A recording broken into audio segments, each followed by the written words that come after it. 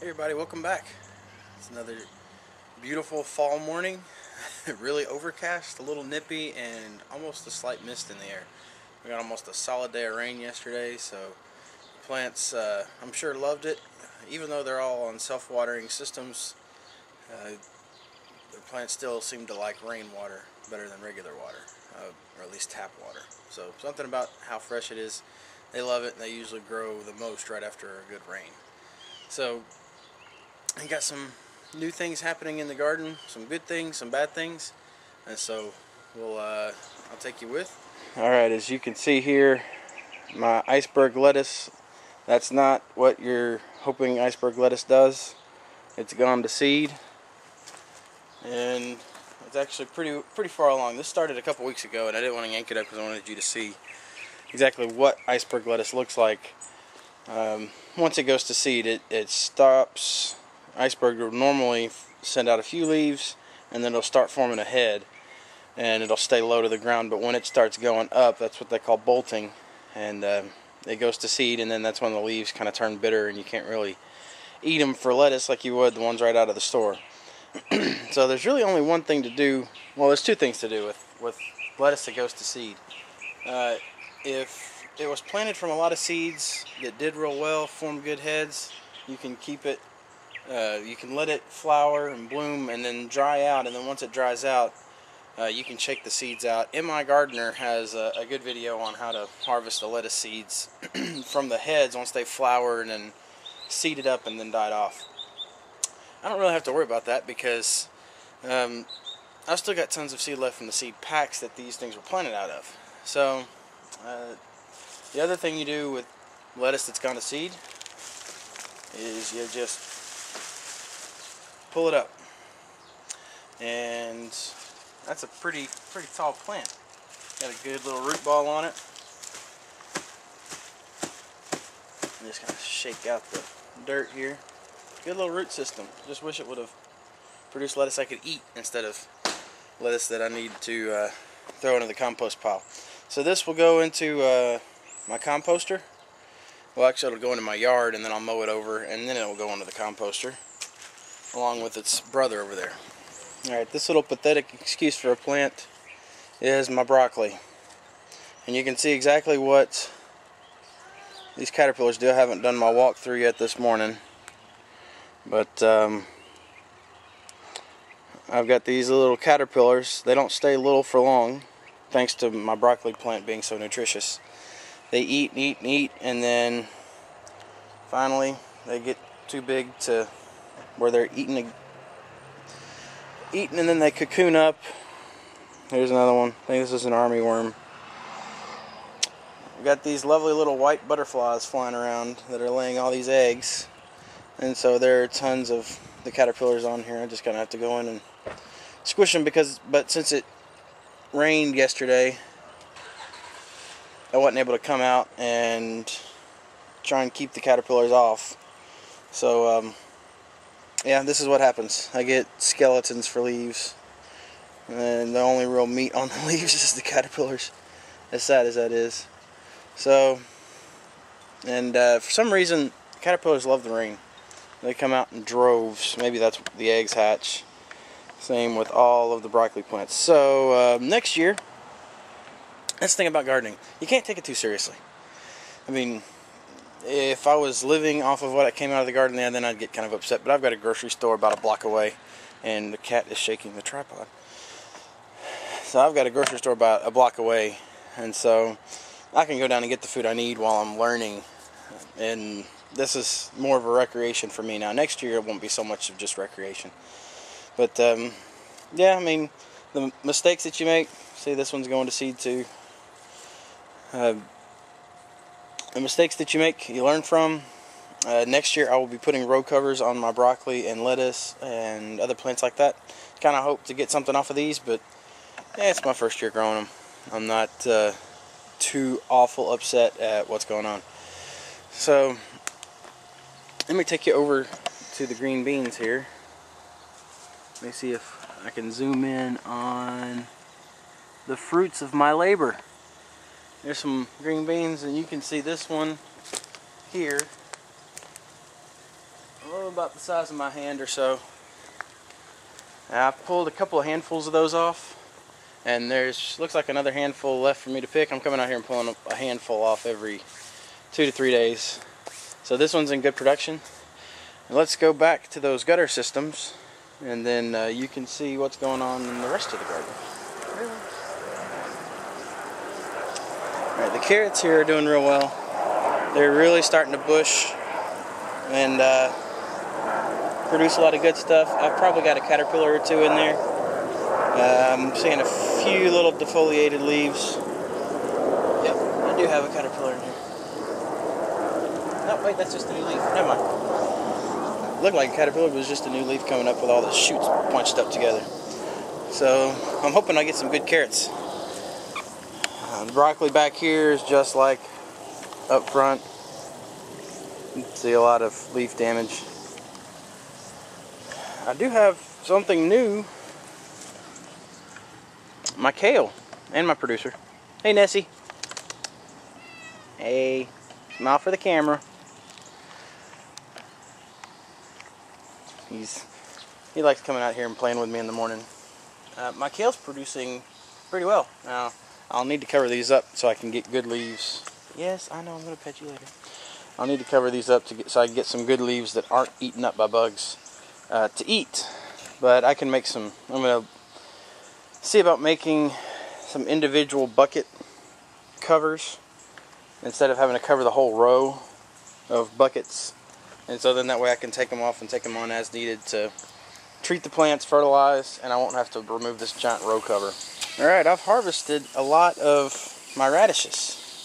They grew really well, and I found some friends that love radishes, so I have a source to give away my radishes now. I don't eat these things. Just never been a big fan of the taste, but I have some friends that do. So they're getting all these as soon as they, blossom out. These are a few that aren't yet mature, especially this one over here. It seems to get belly flopped on by the big one. Actually, I think that's a leaf off of a, no, it's just, didn't make it, came up. So, I'm letting these grow a little bit more and then they'll be coming out. So, good stuff happening. Alright, I gotta show you my bush beans. Look at all those flowers. These things are loving, absolutely loving the gutters. They did not do so well when I had them in the ground or in planters, but these buckets, the self-irrigating stuff, they are taking to like fish to water. So it's awesome. And I'm hoping that these things produce as well as I think they will, because that plant right there will produce as much as the ones that are growing up the trellis. I wanted you to see my sprawling tomato plant. I've always tried to grow these things tall, and look at what this thing's doing. I had a storm come through about a week and a half ago, blew it over, and this stake, this is a 5-foot tall stake. Normally a tomato you can do that with, but with this system, this thing is just growing and growing and growing. So this stake here kind of became inadequate once the plant reached about 6 foot tall. And I don't know if y'all can see, but this over here, this one branch is coming out of the bottom of the stem, growing all the way up the side, and is now probably about 7 feet tall itself. It's growing through the trellis and out. And then I've got several that kind of grew, fell over. They didn't break, thankfully. They didn't break all the way. So they're still getting nutrients from the plant itself. But then they hit the fence, and now they're using the fence as support to grow up. So this is kind of the tomato plant that won't die. I mean, it's producing a lot of good fruits. It's still flowering a ton, even though the temperatures are turning colder. But I'm loving it. Anytime I can get a tomato plant to do real well, I like it. Alright, here's the green beans that I want to show you how they are growing. I got 2 buckets with green beans in them. One of those in the very front's a bush bean, but the rest are pole beans. And they're growing out the trellis and up. I've tried to kind of get them to branch out so that they'll get plenty of horizontal growth. But they're growing up They grew out the top,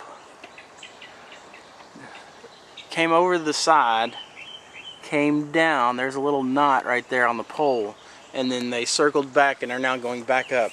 So that right there, my friends, is a 12-foot tall pole bean. You probably should have topped it once it got to the top, but I don't have the heart to top plants, at least not this year. I want to see how tall they'll grow. Next year I'll top them and be more responsible with how tall they grow. But I'm just tickled to death looking at all the fruit on those things. I mean, they're just loaded with blossoms. Tons of them. Tons of them all over the plant. They're going a lot quicker than the ones beside the house. Again, these things get about another hour or 2 hours of sunlight a day over the ones by the house. So they grew faster, they're flowering more, and I'm starting to see some little baby green beans growing. So awesome. I'll be swimming in green beans if these things produce as well as I think they will. Alright, here's my new and improved strawberry patch. Now, I took the strawberries from a 1 by 4 foot bed to a 5 by 10 foot bed, and they're loving the extra room. Oops, sorry, hit the tripod. They had some issues when I first planted them. I need to get some mulch on these because they do lose water very quickly. So I moved the drip hose from the other bed that I have to this one, and since then they were kind of laying on the ground, and I was like, oh crap, did I transplant them wrong? And I'm like, wait, no, the soil's dry, that's why. So now that I've got mosquito. Now that I've got them in the bed, got a hose going to them that's giving them water once a day, they've picked themselves up off the ground and they're starting to do real well. And I really don't have to worry about fertilizing these beds because my producers use this as a bathroom facility, as you can see one of them doing right there. Thank you for the demonstration. So, I mean, once they fill in, I won't have to worry about that as much, and they'll kind of become their own natural mulch. They'll keep the sun off of the ground directly, and then the leaves, some of their lower leaves will die off, and they'll kind of create a natural mulch. For right now, they're growing. I'm letting the runners run as much as they can. I want this bed to fill in so that next year I have strawberries coming out my ears. Look here at my bell pepper, red bell pepper. Obviously they're not red yet. I've got 1, 2, 3, 4 huge fruits on there. And then I've got a couple a little bit lower on the plant. What I did, because I've only got maybe a couple weeks left before the frost, I went on ahead and pulled off all the flowers. Anything that wasn't already a fruit the size of my thumbnail, I went on ahead and pulled off, because I want the plant to put all the energy into these that are already on the plant so that they'll ripen before the frost hits. Because the last thing I want is to have a million unripe peppers. I mean, you can eat them, they're just regular green bell peppers, but they really sweeten up once they ripen. So I want the plant to focus all the energy into growing the ones that are already on and ripening them so that I can eat them. So that's kind of how I've done it, and it's actually worked pretty well, because those have continued to grow and grow and grow, and it's really done well so far. Hoping to see those turn red here in the next couple weeks before the first frost hits. First frost will hit average about October 15th, although looking at the long-term forecast, it's not supposed to get below 45 as a nighttime temperature for the next few days, or for the next 10 days. So maybe not. It may be the end of October, but still not really enough time for it to take a fruit from flower today to a ripe fruit before harvest. And right beside it, show you real quick, my tomato plant, cherry tomatoes, tons. And this plant, it's kind of stopped growing. I think it's probably done on the fertilizer, and with how I planted that bucket, I mounded the soil, and so it's almost impossible to get nutrients to stay in the bucket. They run off. So don't mound the top of the buckets like I did on my first one. So yeah, I've got a few red ones on there that I'll probably pick tonight, and several turning each day. So happy with the tomato production.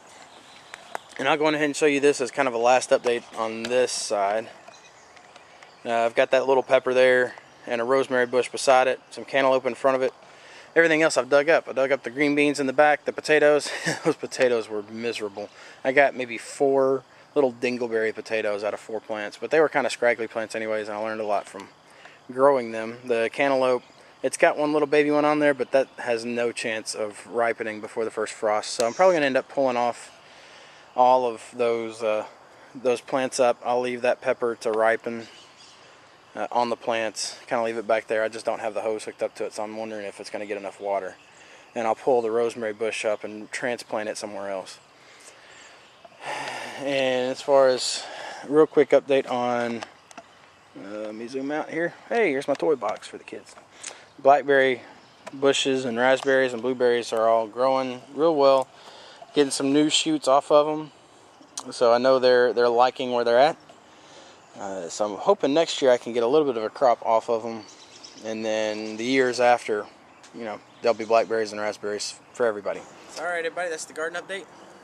Hope that you enjoyed coming out here with me. I'll be back in a couple weeks. Until then, if I can get some time to do it, I've got a lot of projects coming up. If I can get some time to do it, I'm going to build those covers for each of the buckets. So if I can get the materials in and figure out exactly how I'm going to do it, I'm going to put a video of that together. And then the potato experiment's going great. Lots of green, hoping there's lots of tubers underneath to represent that green. So there'll be plenty more videos coming. But things are kind of shutting down for the fall, so don't have a whole lot to show you each and every day. So the videos will slow down a little bit, maybe 1 a week, maybe 2 a week, but mostly 1. So just so you can expect what's going to be happening over the next few weeks, up until the last frost. And then I don't know what I'm going to do over the winter. I'll probably take some plants inside, take some cuttings, and then maybe give you an update on those once a month or so over the winter. But that's neither here nor there. This is Dewey in Nashville reminding you again that you plant the seed, but God provides the harvest.